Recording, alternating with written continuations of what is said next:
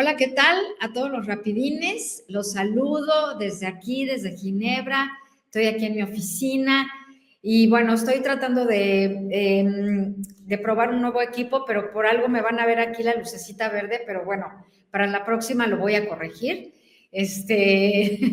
La tecnología como que no se me da mucho, pero bueno, pero las palabras sí, eso sí se me da. Entonces, pues vamos a hablar un poco sobre varios temas, pero importantísimo dos cosas. Sobre el acuerdo de paz de Israel con Hamás, sobre la Franja de Gaza, y sobre el Premio Nobel de la Paz para María Corina Machado. Así que no quisiera hablar de más cosas más que de eso. Y pues bueno, vámonos.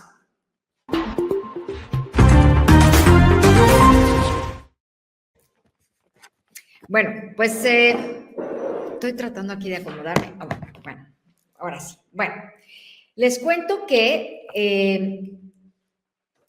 hay muchísima polémica con respecto a el acuerdo de paz entre Israel y la Franja de Gaza y Hamás. Bueno, es muy importante que entender que, por ejemplo, yo soy periodista aquí acreditada en Ginebra desde hace bastantes años y es la primera vez que me toca vivir, bueno, hay muchísimos conflictos en el mundo, en África, en muchas partes, pero es la primera vez que me toca vivir este proceso de el 7 de octubre del 2023 que empezaron los ataques de Hamas contra los civiles israelíes y de ahí hasta acá, hasta que se firma el acuerdo de paz. Entonces, yo no quisiera tomar ni un lado ni el otro porque no me corresponde, yo soy periodista, no estoy haciendo publicidad ni campaña para ningún lado, pero les voy a decir lo que yo veo. Primero que nada, tendríamos que recordar que en el 7 de octubre, hace 2 años, los miembros de Hamas, que son una organización terrorista, entraron por la frontera, quitaron unas vallas que hay allí en la frontera con la Franja de Gaza y, como ustedes recordarán, asesinaron a muchísimos jóvenes, a niños, a madres que estaban en su casa en la mañana despertando, bueno, en la madrugada, bueno, Hamas asesinó a sangre fría a muchísimos jóvenes que estaban en un concierto de paz, precisamente en un concierto de paz. Y bueno, después se secuestraron a muchos rehenes, a más de 200, secuestraron a muchos rehenes, se los llevaron a la Franja de Gaza y los llevaron a los túneles que tienen ellos. Jamás, como buena organización terrorista, nunca da la cara. Y entonces, abajo en los túneles, ahí llevaron a vivir, bueno, como presos, a cientos de personas de Israel. Cientos de judíos que fueron secuestrados de la manera más atroz, arbitraria y sanguinaria, pues que hace mucho tiempo no veíamos, porque además lo vimos en tiempo real, lo vimos en televisión, lo vimos en todas partes.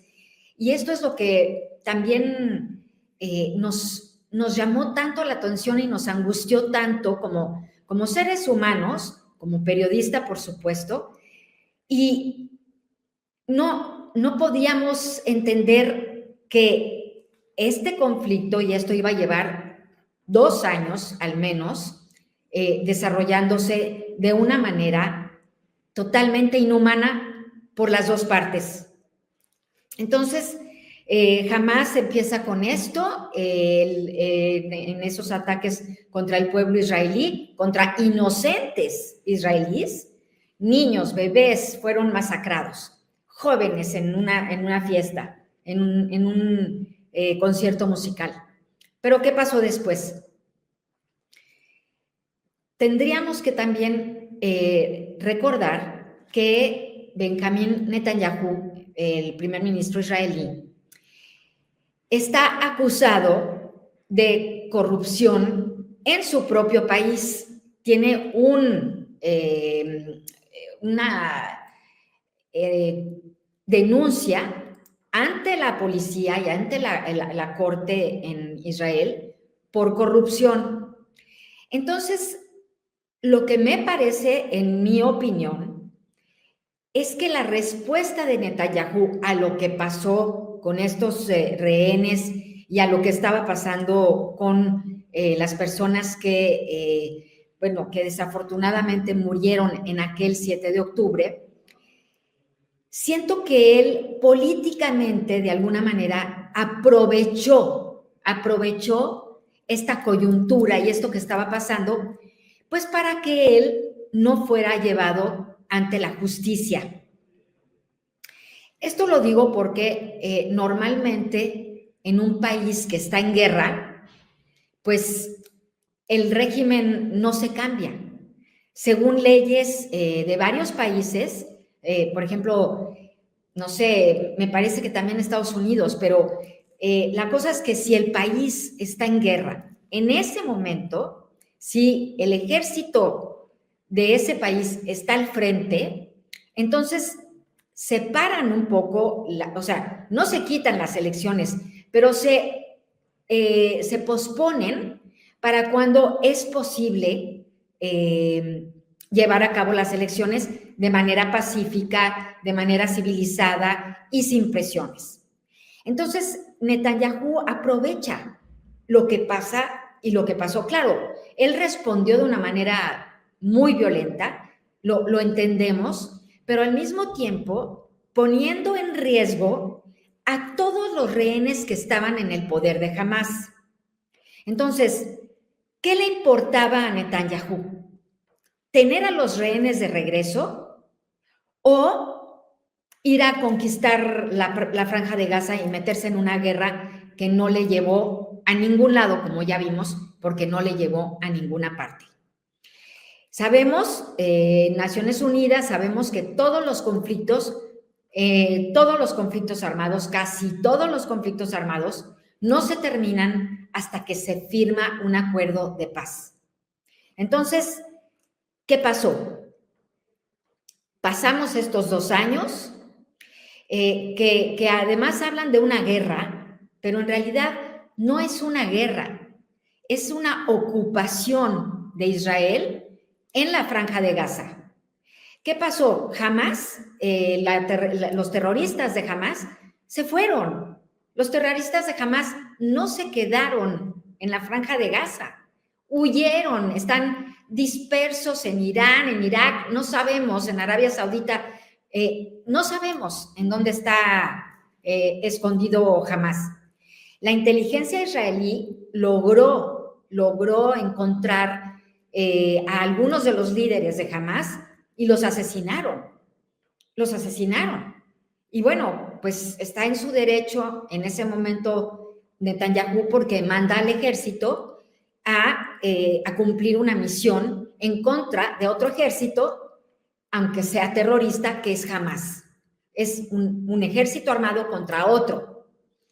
Pero después, eso ya no pasó. Después tenían a los rehenes, los de Hamás, en la Franja de Gaza, cuidando Franja de Gaza, en unos túneles que no sabemos en dónde estaban, que Israel no tiene ni idea, porque esto es a grandes profundidades. Es más, no sabemos si estaban en territorio israelí los rehenes. No sabemos exactamente qué pasó, porque probablemente podrían estar en estos túneles, pero bajo un suelo iraní, por ejemplo. O sea, no hay una certeza de en dónde estaban los rehenes. Yo tuve la oportunidad de hablar aquí con varias madres de algunos de los rehenes.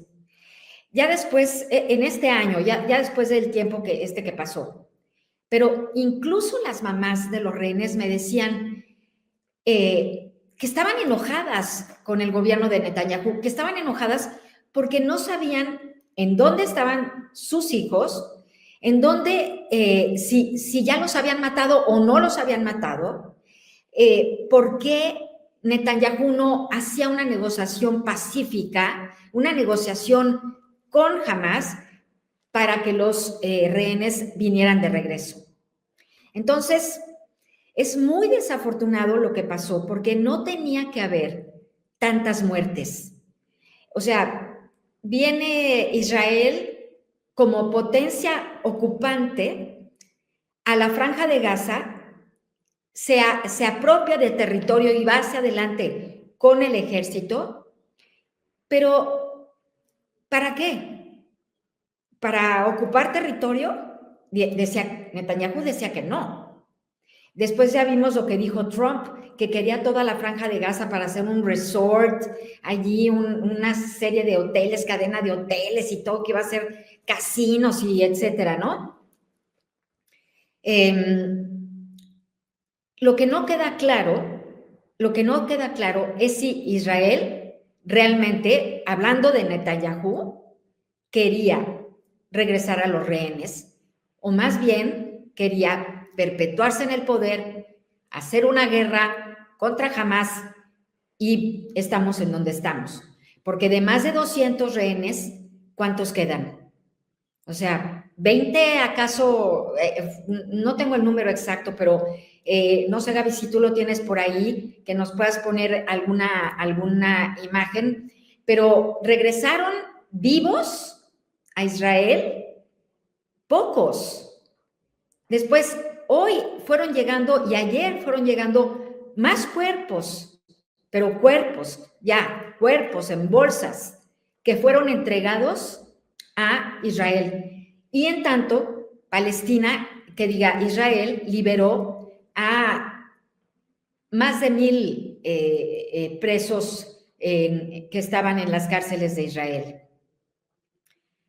Es más, creo que casi 2,000 presos palestinos que dejó ir Israel a cambio de la liberación de los rehenes y del regreso de los rehenes a su casa.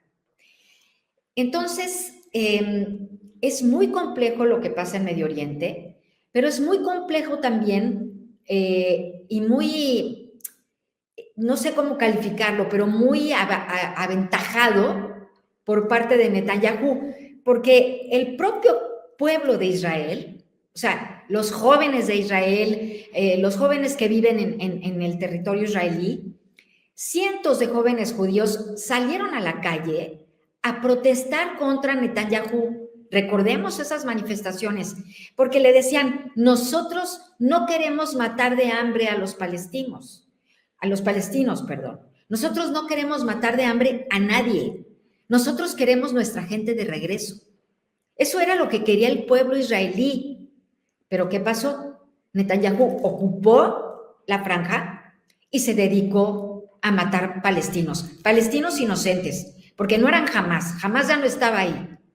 Entonces, casi 70,000 personas inocentes, palestinos, murieron porque a Netanyahu se le ocurrió mandar a su ejército para matar a Hamas, pero Hamas ya no estaba ahí. Entonces, Naciones Unidas hizo muchísima labor humanitaria al principio de la guerra, pero desde hace 5 meses que Netanyahu tiene bloqueado los accesos a la Franja de Gaza, y entonces había cientos y cientos de camiones, de convoyes con ayuda humanitaria listos para ir a ayudar al pueblo palestino. Recordemos que el pueblo palestino son un poco más de 2 millones de personas en un territorio muy pequeño, o sea, hay un hacinamiento tremendo, pero además la mayoría de la población palestina son niños y mujeres, pero el 70% de la población palestina son jóvenes y niños menores de 18 años. Entonces, Israel va bloquea los pasajes por las fronteras, no deja ir ayuda humanitaria, no deja entrar agua, y sabemos que no hay agua potable en Gaza, y entonces tenemos toda esta mortandad de personas. Y la ONU, en un informe, habla ya de genocidio. Esto antes de este tratado que estamos hablando, de esta negociación que hizo Trump con Netanyahu y con Hamas. Entonces, ¿qué pasó? ¿Qué pasó? Aprovechando su poder, Netanyahu mató a miles de civiles palestinos inocentes. Y entonces Naciones Unidas ya lo calificó como un genocidio. Genocidio es ir en contra de un grupo de población, ya sea por su etnia, por sus creencias religiosas o por sus creencias políticas, un grupo político.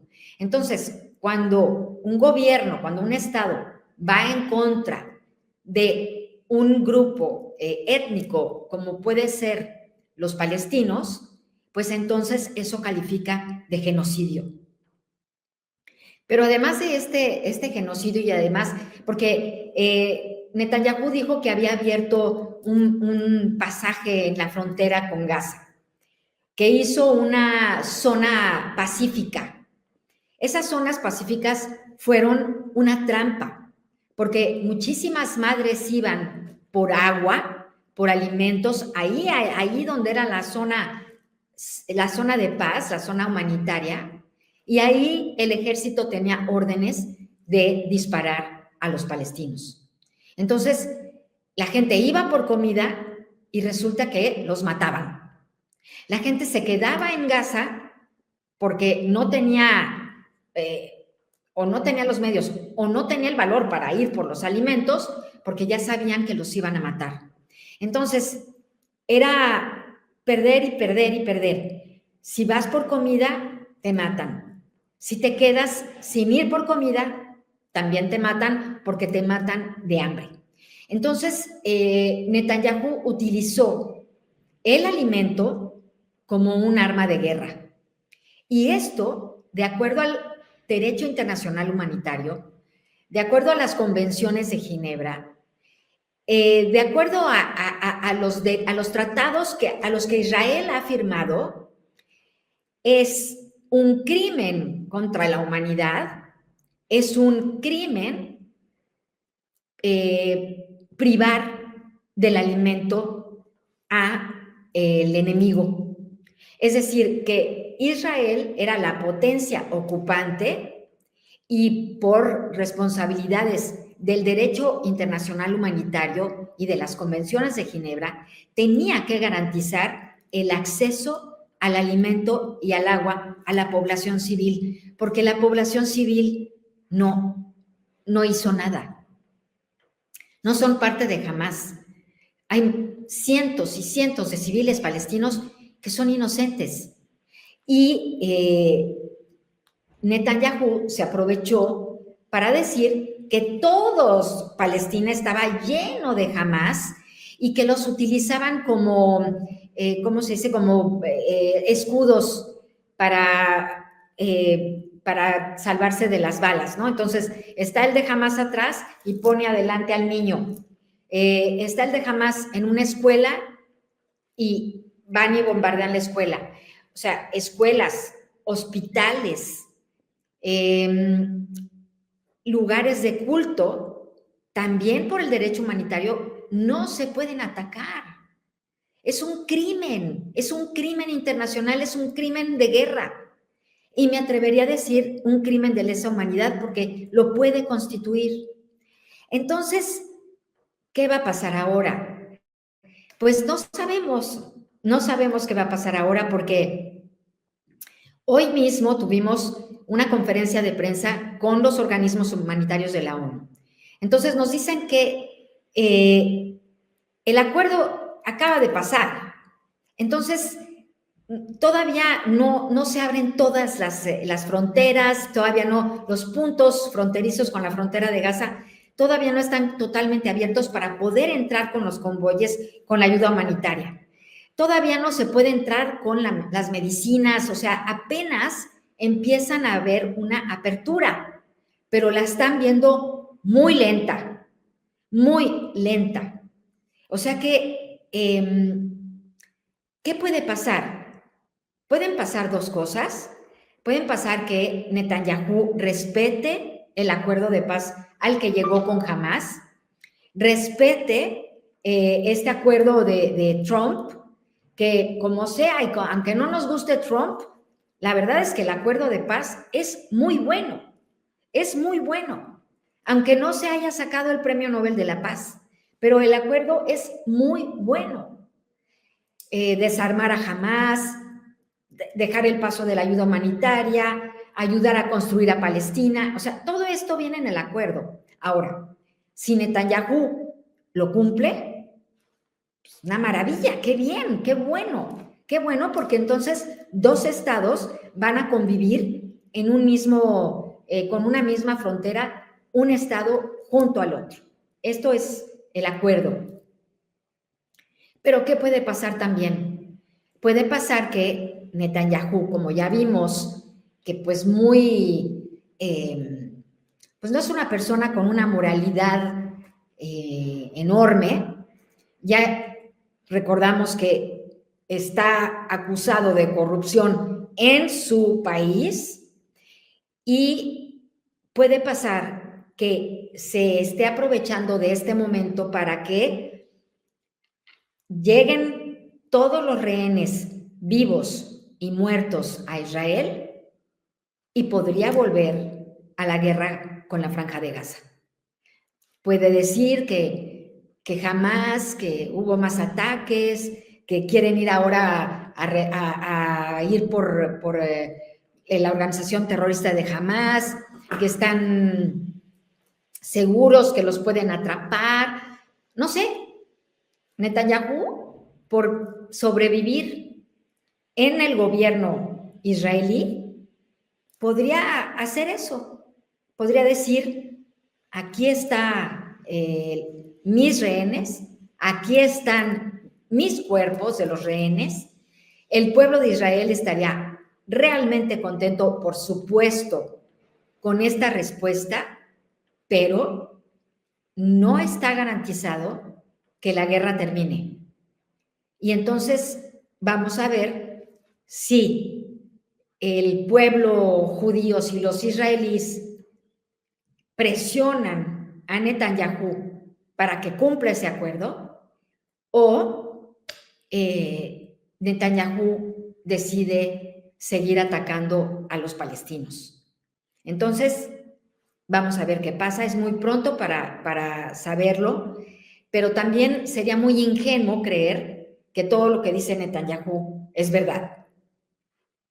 Entonces, claro, le tuvo que decir a Trump que sí, por supuesto, porque Trump, el presidente de Estados Unidos, ya estaba con muchísima presión porque la Unión Europea y muchos países en la Asamblea General de la ONU se deslindaron completamente de lo que estaba haciendo Israel. Criticaron a Israel incluso por genocidio. Entonces, la Asamblea General, la Asamblea de la ONU, bueno, ¿qué pasó? Pues se pronunciaron y Trump estaba con mucha presión de hacer lo mismo, porque en las escenas, no sé si, bueno, es difícil conseguirlas en este momento, pero recordarán las escenas de Netanyahu que estaba ante la Asamblea General y prácticamente todos los países que estaban allí se pararon y se fueron. Y literalmente Netanyahu se quedó hablando casi solo, con gente de su equipo y con algunos norteamericanos. Pero todos se fueron de esa ponencia de Netanyahu en la Asamblea General. Entonces, con esta presión que tenía Trump, pues le tuvo que decir a Netanyahu, ¿sabes qué? Pues ya párale, ¿no? ya párale, porque también Trump quedaba como cómplice de Israel. Trump quedaba como cómplice y el silencio cómplice también es un crimen, porque los gobiernos tienen que levantar la voz, los gobiernos tienen que decirlo. Miren, ahí nos tiene Gaby, muchísimas gracias. Ay, bueno, ahí nos tiene Gaby cómo está Netanyahu y vean cómo se empieza a ir la gente. O sea, se empiezan a parar y se empiezan a ir y se van a ir y se van a seguir yendo hasta que, mira, empieza a hablar Netanyahu. O sea, la comunidad internacional ya le estaba dando la espalda. Vean eso vacío casi. Y ahí aplaudiendo, pues, los de su equipo. O sea, no estamos ni con un lado ni con el otro, pero lo que sí tenemos que denunciar es el genocidio, es la matanza de gente inocente, sea del lado del que sea, porque también jamás tendría que ser llevado a la corte por crímenes perpetrados contra los jóvenes israelíes. Tenía que ser buscado por la Corte Penal Internacional, por algún tribunal internacional y llevado a la justicia también. Pero Netanyahu, en lugar de buscar ese camino y de ir a la Corte Penal Internacional o de buscar una corte internacional a la que fuera llamado Hamas como grupo terrorista, en lugar de hacer algo así, prefirió invadir la Franja de Gaza y matar a miles y miles de palestinos con las armas o de hambre y de sed. La muerte por hambre es lenta.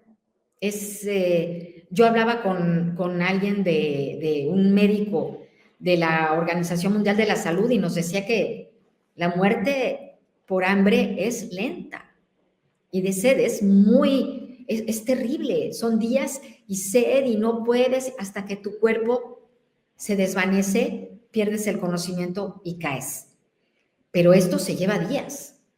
Entonces, vamos a ver qué pasa. Y yo esperaría que Europa quizá meta una denuncia a la Corte Penal Internacional contra Netanyahu por los crímenes que cometió en la Franja de Gaza. Bueno, entonces, dejamos ese tema y nos vamos a otro tema que me da muchísimo gusto, que la verdad lo celebré muchísimo, que es el Premio Nobel de la Paz a María Corina Machado. María Corina Machado es un símbolo de la libertad en Venezuela. Es un símbolo de la mujer venezolana tirada para adelante. Es un símbolo de la mujer venezolana que no se deja amedrentar por el poder ni por la dictadura, otra dictadura, sino que desde que estaba Hugo Chávez, ella siempre estuvo luchando y alzando la voz en favor del pueblo venezolano. Y, por supuesto, cuando vinieron las elecciones, algo que les quiero contar, algo que les quiero decir. Hace ya varios años, conocí a María Corina Machado y vino aquí a Naciones Unidas a un evento. Una mujer muy bonita, muy sencilla, muy fresca, que hablaba con los periodistas sin ninguna pose, porque ya luego sabemos que viene gente aquí, ¿no? Y entonces hablaba con los periodistas de una manera muy natural, muy cercana, nos decía lo que le preocupaba, etcétera. Varios periodistas hablamos con ella en esa ocasión. Después de que vino María Corina Machado, vino al Consejo de Derechos Humanos el presidente Nicolás Maduro, el presidente de Venezuela. Y vino a hablar de los derechos humanos al Consejo de Derechos Humanos.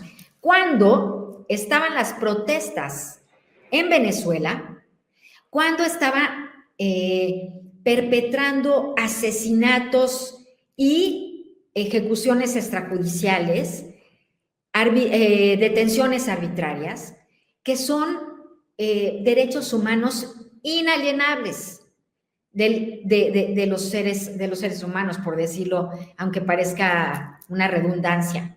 Entonces, ¿qué hizo Maduro en las manifestaciones de Venezuela? Desde el 2014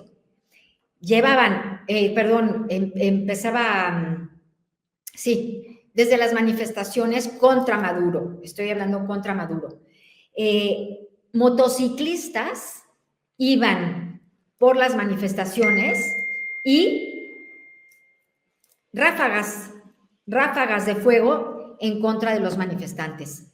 Entonces, también les quiero decir que, de acuerdo al derecho internacional humanitario y de acuerdo a la Convención de Derechos Humanos y a los tratados de derechos humanos de los que es parte Venezuela, el derecho a la manifestación debe garantizarse dentro de su territorio. Maduro no respetó ninguna manifestación dentro de su territorio. Lo único que hizo es sembrar pánico, pánico y más pánico. Entonces la gente ya no podía salir a la calle a pedir por sus derechos. ¿Qué pasó? 8 millones de venezolanos salieron de Venezuela. Hubo un éxodo. Estamos hablando de 8 millones de venezolanos y se nos hace la cifra como fácil, pero no. O sea, imagínense que un país como Suiza, con 8 millones de personas, que es chiquito, se va. O sea, imagínate que todo un país se queda vacío. O sea, un país como Suiza o más chiquito, no importa. Pero los venezolanos se vieron forzados a dejar su país. Se vieron forzados a dejar Venezuela porque Maduro los perseguía, los encarcelaba arbitrariamente y los mataba. Es decir, ejecuciones extrajudiciales. Nadie en la cárcel por estos crímenes. Y ahí sí, Naciones Unidas, expertos de Naciones Unidas, expertos en derechos humanos y en las convenciones que firmó Venezuela, entonces lo llamaron a cuentas y le dijeron, ¿sabes qué? Vamos a poner una denuncia ante la Corte Penal Internacional por crímenes de lesa humanidad. Entonces, Maduro tiene una orden de aprehensión por crímenes contra la humanidad que ha perpetrado dentro de su país. Por eso no puede viajar, pues casi a ningún lado. Fue a Rusia, Rusia es su amigo, Putin, pues, ¿qué podemos esperar de Putin? No sé si ha visitado Nicaragua, pero para el caso es lo mismo. A Cuba con Díaz-Canel, que son países aliados, pero son países que no están adscritos a muchos convenios de derechos humanos y que lo protegen cuando están allí. Pero recordemos lo que pasó con Pinochet.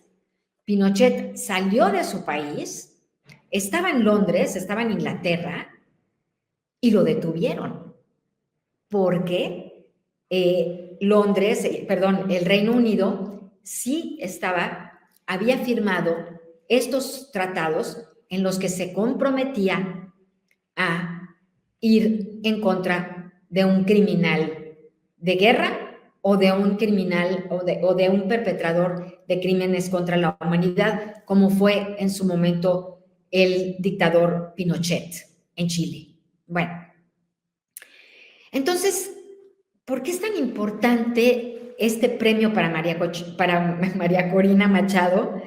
María Corina es la Premio Nobel de la Paz porque el Comité de Oslo en Noruega dijo que por su lucha pacífica para hacer una transición hacia la democracia en su país. Entonces, yo la verdad me congratulo porque el Comité del Nobel de la Paz, pues no se vio presionado por la campaña que hizo Trump, porque Trump ya estaba esperando la llamada, yo creo, para que le hablaran a decir, tienes el Premio Nobel de la Paz. No, no se lo ganó María Corina Machado y a pulso y de una manera elegantísima, fuerte, digna de ganar un premio como es el Premio Nobel de la Paz. No sé si vieron ustedes esta llamada que le hicieron a María Corina Machado y que ella, bueno, ella está escondida, ella está en Venezuela, pero ella, nadie sabe dónde está. En enero fue la última vez que se le vio en las calles, en las manifestaciones, precisamente porque Maduro iba con ella a matar. Y entonces, bueno, pues María Corina escondida y recibe esta llamada y de una manera lo más humilde y me parece de una manera muy humana, dice, pero si yo no lo merezco, sino son tantos venezolanos que me acompañan. Y entonces, yo espero, sinceramente espero, que este premio Nobel ayude al pueblo venezolano para manifestarse y para exigir que se cumplan los resultados de las elecciones, porque el que ganó, porque a ella, a María Corina, por una serie de cuestiones legales, la inhabilitaron, pero a Edmundo González no. Edmundo González ganó la presidencia de manera legal y limpia. Enseñaron las actas en donde se veía que había ganado Edmundo González. ¿Pero qué hizo Maduro? Nada. Con su ejército, con sus allegados, amenazó a Edmundo González, quien tuvo que salir del país. Tuvo que huir del país, huyendo por su vida y por la de su familia. Pero, ¿por qué tuvo que salir de esa manera? Pues porque el esposo de su hija, el esposo de una de sus hijas, fue secuestrado por el gobierno de Maduro y es el momento en el que no se sabe nada de él. Es decir, que el yerno de Edmundo González, que ganó la presidencia de Venezuela, pues está desaparecido. Está desaparecido, no se sabe si murió, no se sabe en dónde está, en qué cárcel, porque ni siquiera el debido proceso, ni siquiera su esposa, la hija de Edmundo González, puede ir a visitar a su marido a la cárcel, llevar a sus hijos. No, no puede, porque pues no saben dónde está. Entonces, Maduro es un criminal. Maduro es un criminal al que Naciones Unidas le hace una denuncia ante una corte internacional por crímenes de lesa humanidad. ¿Y qué hace Maduro? Maduro contesta al premio Nobel y le contesta a María Corina diciendo que es una bruja demoníaca. Eso es lo que contesta el poquitito de Maduro, porque lo que tiene de tamaño, porque es enorme, Maduro vino, como les decía, vino aquí a Naciones Unidas y yo le pregunté, mi micrófono, pero como yo soy muy chiquita, pues casi que así, ¿no? O sea, volteando para arriba. Y le dije, ¿pero qué hace usted aquí en el Consejo de Derechos Humanos si usted viola los derechos humanos de su país? Uy, o sea, me volteé a ver así como, pero ¿quién me está preguntando eso? O sea, y bueno, pues aquí en Naciones Unidas uno puede acercarse a preguntar lo que uno quiera, porque ser periodista es eso, cuestionar al poder, al que sea, no somos porristas de nadie. Pero fíjense una cosa, y ya para terminar. Al día siguiente, en una reunión que hubo aquí, en donde asistió el canciller venezolano, y yo escribí los reportes en ese momento sobre Maduro y su participación en el Consejo de Derechos Humanos, ¿y saben qué me dijo? En una sala llena, en la Asamblea General, o sea, una sala enorme, venía caminando hacia mí el canciller, y yo me quedé así como, pues sí te impone, que dices, bueno, pues ¿qué me viene a decir? Y dijo, su nota es malévola, así dijo. Su nota es malévola, malévola.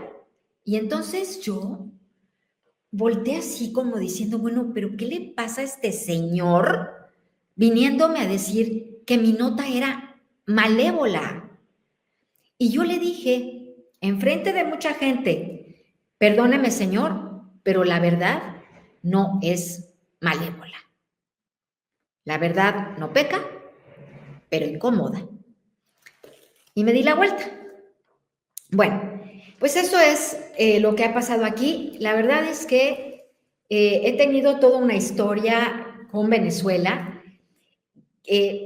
Traté de conseguir a algunos de los venezolanos que están en el exilio, venezolanos ilustres, destacados, que tuvieron forzosamente que dejar su país. Y espero que, bueno, que pueda yo hablar con ellos. Esto está muy reciente, lo de María Corina. Me imagino que también están ocupados o no sé realmente pues qué están haciendo. Me contestaron para escribir una nota que les aconsejo que la lean, que sale en proceso, sobre este rayo de esperanza que los venezolanos piensan que puede surgir en favor de la democracia en su país. Entonces, bueno, sin más ya por el momento, prometo para la próxima mi entrevistado, si no es sobre Venezuela, me imagino que será sobre el derecho humanitario en la Franja de Gaza, porque son temas que todavía están muy recientes, sobre todo también lo de la guerra entre Palestina y Netanyahu, el acuerdo de paz, ¿qué va a pasar? Entonces, yo prometo tener un experto para que nos platique. Y bueno, pues con esto ya se acabó. Aquí dejo mi plática de hoy. Y dinos, Gaby, si hay alguna pregunta, hagan sus depósitos, ya saben, en el Oxxo, ahí está saliendo el cintillo, pues para que ayuden a los rapidines, porque pues ya ven que el periodismo pues no deja mucho. Dejen algo por ahí. Y bueno, les doy muchísimas gracias por estar aquí. A ver, dice Torro 62. Gabriela Sotomayor, qué placer escucharte en el Rapidín Internacional. Te mando un abrazote. Muchísimas gracias. Un abrazote también desde acá. Pum, pum, pum. Un abrazo muy, muy fuerte y con muchísimo cariño hasta allá. Diana Schott, ¿no han visto lo que Hamás está haciendo hoy con su gente? Sí, sí hemos visto lo que está haciendo con su gente. Hamás ha secuestrado a varios de los seguidores que tienen de Hamás y están haciendo tumbas comunes y los echan porque a la gente que no está de acuerdo en seguir luchando contra Hamás, perdón, luchar del lado de Hamás, pues los avientan ahí. Pero lo que no sabemos es en dónde están estas tumbas, porque en Gaza no están. No sabemos, Pero lo que le pedimos al gobierno de Israel aquí en una conferencia, al embajador de Israel ante Naciones Unidas, le dijimos, queremos ir a la Franja de Gaza, queremos entrar al territorio, queremos ir con las cámaras y ver en el terreno qué está pasando. No nos han dejado, no nos van a dejar en mucho tiempo, no sé, pero periodistas de CNN, de BBC, de Al Jazeera, de todas estas cadenas enormes de noticias, están en la frontera esperando poder pasar y Netanyahu todavía no los deja. Todos los que están reportando están en la frontera. Nadie ha entrado todavía como prensa y como periodista a la franja, porque hay control y hay que sacar una visa para que el gobierno de Israel te deje entrar si eres periodista. Entonces, no equivocar las cosas, porque si hay mucha ayuda en la frontera, empieza ya, claro, empieza a llegar la ayuda a los palestinos, pero de ahí a que todo sea color de rosa y la guerra ya acabó, falta muchísimo. Lo que yo pienso que es importantísimo es que la prensa internacional, de donde sea, del partido que sea, es más, o sea, no nos importa, bueno, que sea un poco, digamos, independiente, una agencia de noticias, Reuters, AFP, Deutsche Welle, cualquiera, AP de Estados Unidos, que puedan entrar los periodistas a la Franja de Gaza de manera libre para atestiguar en el terreno qué es lo que está pasando. Porque mientras no veamos eso, nadie puede decir absolutamente nada. Bueno, ¿a quién más tenemos ahora? ¿Tenemos a alguien más, Gaby? Juanita Pomp. Buenos días, solo para comentar que el premio Nobel solo se le dio para enviar un mensaje, no porque se lo mereciera. Saludos a todos y que tengan un lindo día, abrazos. Pues yo la verdad no puedo juzgar quién se merece un premio y quién no. Yo, en lo personal, pienso que María Corina sí lo merece, porque se le presentó al poder, porque retó a Maduro en su territorio y de frente. Y también estuvo defendiendo las elecciones, que es el derecho que tiene el pueblo de Venezuela de elegir a sus gobernantes. Pero Maduro no enseñó ningún acta, ningún resultado. Los únicos que presentaron los resultados de la votación fue Edmundo González. Entonces, yo no puedo decir si María Corina lo merece o no. A María Corina la destituyeron, le metieron algún asunto legal para que no pudiera presentarse a las elecciones como presidenta de Venezuela, pero sí se presentó Edmundo González. Pero ella está escondida y no sabemos qué va a hacer María Corina y no sabemos si esto pueda dar una esperanza al pueblo de Venezuela, pero lo que sí sabemos es que viven bajo una dictadura implacable, en donde no hay alimentos, en donde no hay medicinas, gobiernos populistas, y es muy difícil el acceso a la salud, es decir, es clientelar. Si estás con Maduro, te dan tu caja de comida. Si estás con Maduro, o bueno, tu caja de alimentos no perecederos, ¿no? Si estás con Maduro, te dan medicinas. Si estás con Maduro, pues te dejan ir al hospital a que te operen. Pero si eres de oposición, olvídalo. No puedes, no tienes ningún derecho, y eso lo sé porque tengo compañeros, y ahí sí lo sé de primera mano, que tengo compañeros allá que me hablan a mí y que nos hablan a nosotros, a los corresponsales de Naciones Unidas, y nos dicen, esto es una tragedia. A ver, Rosa Jazmín, saludos desde Austin, Texas. ¿Será provechoso que los venezolanos regresen y ya con otra visión se ayude a su país a ser mejor? Claro, por supuesto. Imagínense que 8 millones de venezolanos que están afuera pudieran regresar a su país. Ahora, no sabemos si van a encontrar su casa, no sabemos si van a encontrar sus tierras.